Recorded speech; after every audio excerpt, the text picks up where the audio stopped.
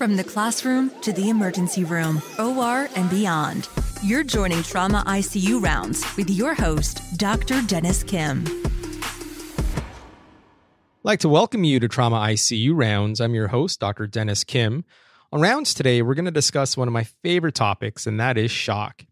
It's no secret that patients who develop shock, irrespective of etiology, are at an increased risk for morbidity as well as mortality, and that the ability to both recognize and institute therapy for patients in shock is a fundamental skill in the trauma surgeon's toolbox, and probably one of the major reasons many of us decide to dedicate ourselves to the art and science of resuscitation or trauma surgical critical care as a specialty.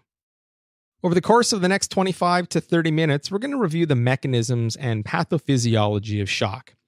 We'll also discuss the importance of having a high index of suspicion for identifying this dynamic and oftentimes elusive condition. Further, we'll review the four major categories of shock. A point that I do want to emphasize right off the bat is that similar to when we encounter a patient with acute respiratory failure, we do not require definitive confirmation of the type of shock before initiating therapy.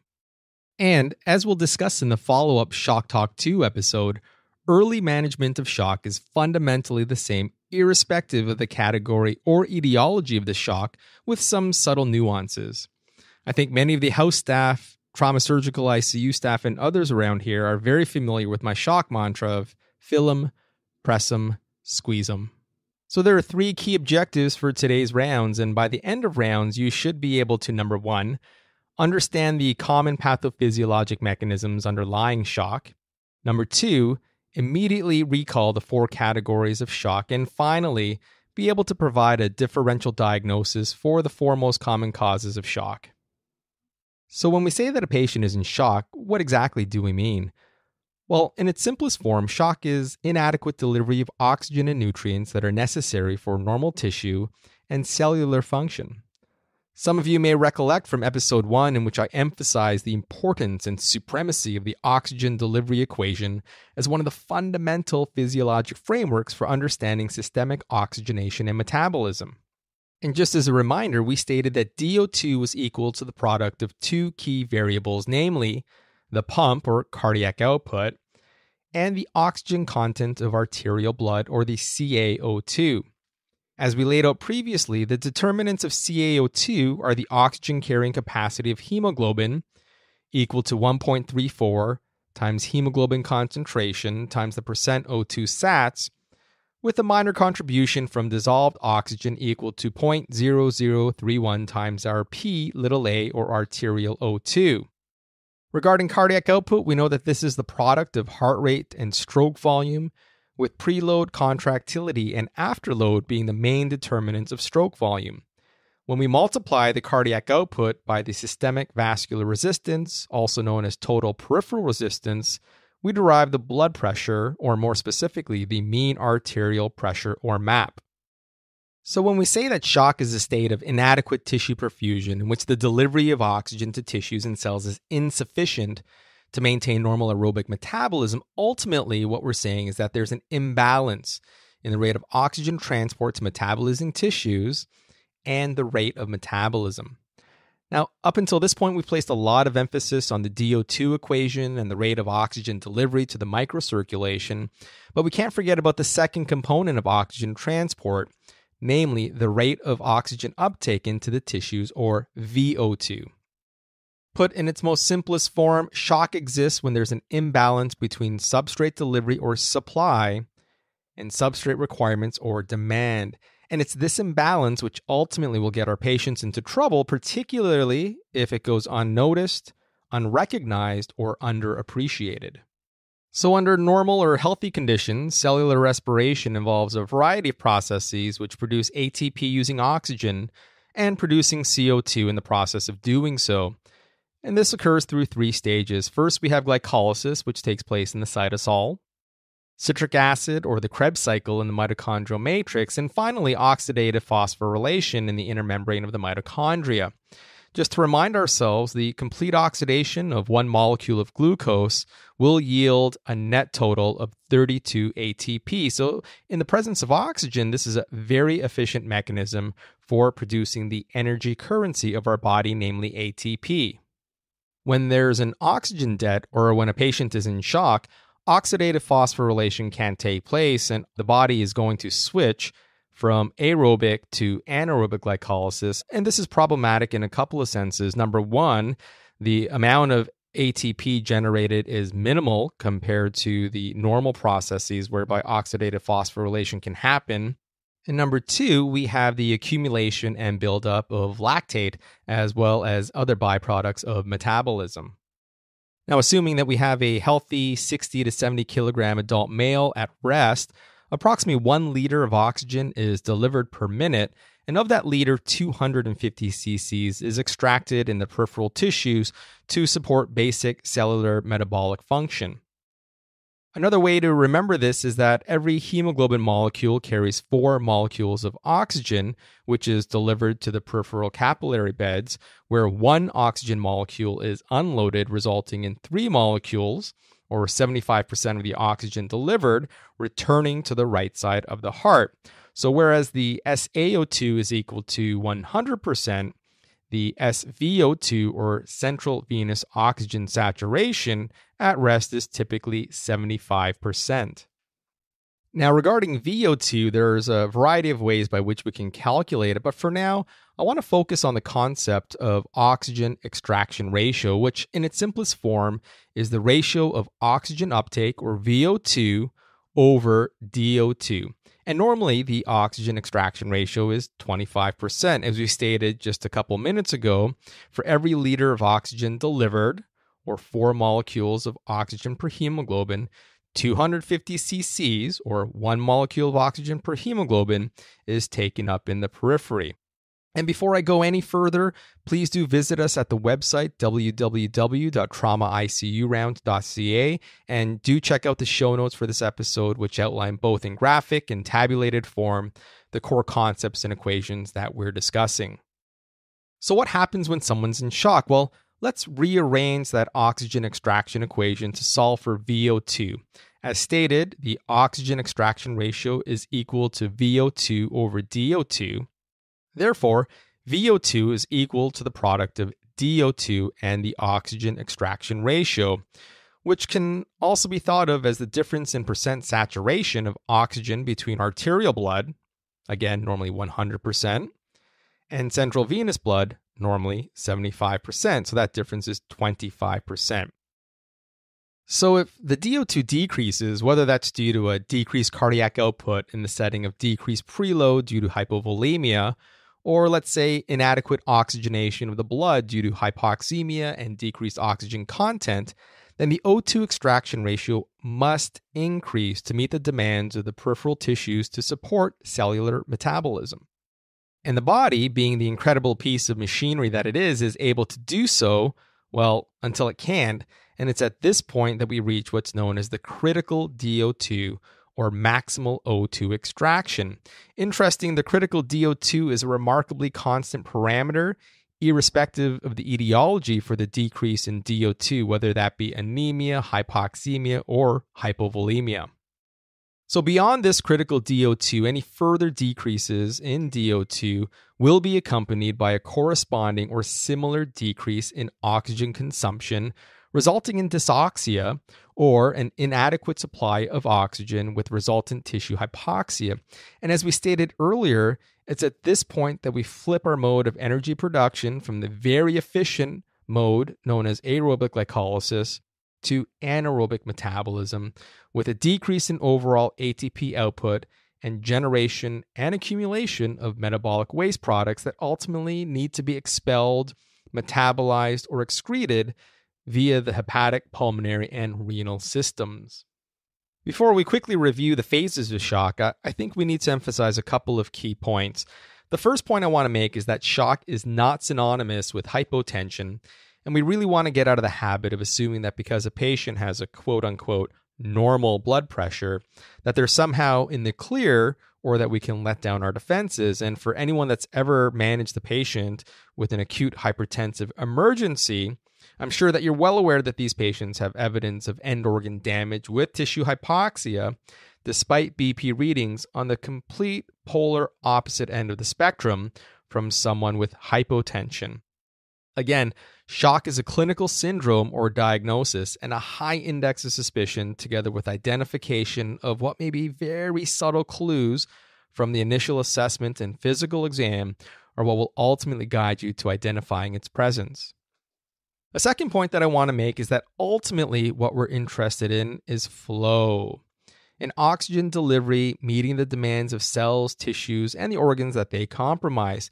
To date, there is no one physical exam finding or diagnostic test that provides us with a window into the microcirculation to assess adequacy of flow, which again is going to vary depending on the metabolic needs of each tissue bed and organ system. With that said, my own personal and completely unsubstantiated bias or opinion is that the skin, and in particular the presence of modeling of the prepatellar skin, does provide us with some small glimpse, albeit insensitive, to the presence of shock in our patients. Now, people do talk about the stages of shock. Personally, I don't know that there's too much value in trying to memorize or understand the major differences between these stages, which include number 1, compensated, number 2, uncompensated or progressive, and number 3, irreversible or refractory. I bring up the concept of stages mainly to point out that in general, there is a point of no return beyond which there is irreversible cell death and apoptosis without chance for recovery. Although some of this may be mediated by PAMPs, DAMPs, and the patient's own adaptive responses in the form of a hyperacute or overly aggressive inflammatory, or in the later phases, anti-inflammatory response to injury or infection, delayed recognition, inadequate source control, and therapeutic misadventures in the form of, for example, overzealous administration of crystalloids when, in fact, vasopressor and inotropic support is really what's needed, also contributes to poor outcomes. The other reason for bringing up the concept of compensated versus uncompensated shock is that this nomenclature really should replace the more vernacular stable versus unstable. Patients in compensated shock may look stable, but the act of communicating a patient's stability, I think, somehow reassures us that everything is going to be okay. Whereas when we state that a patient is in compensated shock, it kind of reminds us and all team members that things may potentially get worse before they get better. This keeps us vigilant, on our toes, looking for signs of worsening, and may prevent us from letting down our guard. A well-accepted classification schema for shock comes to us from Hinshaw and Cox, who modified the original 4-category system proposed by Dr. Alfred Blalock in the 1930s. The major modification here was the removal of neurogenic shock in the original Blalock schema and replacement with an obstructive category. Now, before we talk about the different categories, I just want to point out that there are a few limitations to this shock classification, including the fact that patients may not necessarily fit into one particular category. And as, for example, in the critically injured trauma patient, multiple categories of shock may be present concurrently. With that said, in general, if a trauma patient's in shock, the number 1, 2, 3 causes of that shock are bleeding, bleeding, and bleeding. Also, early management in general isn't necessarily guided by the different category of shock, although refinements in the diagnosis and management may be guided by the shock type. So, although it's important for us to identify the type of shock, this should never delay therapy. I think the major benefit of categorizing shock or having a classification system is that it really helps us in terms of our differential approach when we have a patient who's critically ill or crumping in front of us. We can quickly go through that checklist, just like when someone is in cardiac arrest and we want to apply our 5 or 6 H's and 5 or 6 T's. Having this approach really helps us work through the differential, cross things off, and figure out exactly what's going on with our patient. And so the 4 categories of shock include number 1, hypovolemic shock, number 2, cardiogenic shock, number 3, distributive shock, and number 4, obstructive shock. Personally, I like to classify obstructive shock under or included as a subheading of cardiogenic shock. I like the idea of cardiogenic shock being broken down into two big categories. One is non-obstructive cardiogenic shock, and the second is obstructive cardiogenic shock. Again, that's just my personal preference. I think given that this was originally proposed as a 4-category system, we'll stick with the 4 major headings. So let's talk about these individually. So hypovolemic shock may result from a number of causes. Typically, these are due to fluid losses, typically lost via the GI tract or the GU tract. Another common cause is hemorrhagic hypovolemia, and this is certainly what gets trauma surgeons and ER physicians and nurses very excited. Patients can have non-traumatic causes of bleeding, and so whether a patient has a massive upper GI bleed due to a bleeding duodenal ulcer or a ruptured AAA. Additionally, patients may third space. So if a patient has significant or severe burns, these patients may lose vascular volume into the interstitium. Likewise, patients with a severe necrotizing pancreatitis, for example, may also have a significant amount of fluid sequestration into the retroperitoneum. Once hypovolemia is suspected or confirmed as the cause for a patient's shock, immediate intravenous access as well as aggressive resuscitation with either crystalloid or blood and blood products is warranted. The second category of shock is cardiogenic shock, and this is where a nice anatomic-based approach will help us in terms of the differential. When I think about patients in non-obstructive cardiogenic shock, I just kind of close my eyes, think about the anatomy of the heart, and I visualize a pericardial sac which surrounds an epicardium, myocardium, endocardium. Within that subendocardial space, we've got an electrical system, and we don't want to forget about the valves as well as coronary arteries.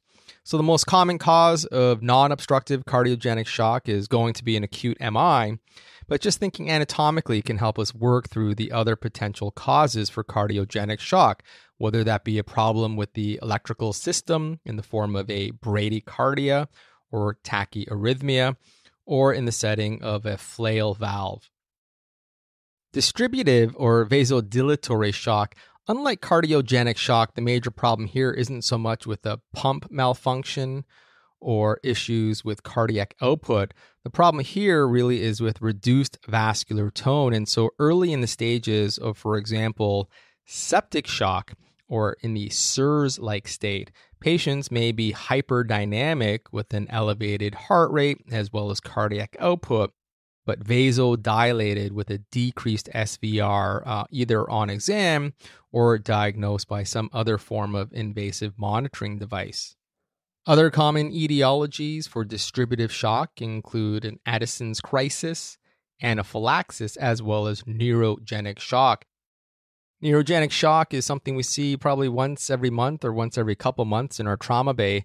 This happens when a patient sustains a high cervical spinal cord injury, which essentially results in an injury or a cutting off of the descending sympathetic cervical pathways that are responsible for maintaining vascular tone. So these patients present with a relative hypovolemia in the sense that they're not bleeding, but because their SVR is so low, they do develop a hypoperfused state. And these patients can be recognized by a combination of bradycardia, hypotension, as well as tetraplegia. In terms of obstructive shock or obstructive cardiogenic shock, there are 3 major causes. These include, number 1, a massive pulmonary embolism or PE, number 2, a tension pneumothorax, and number 3, a cardiac tamponade.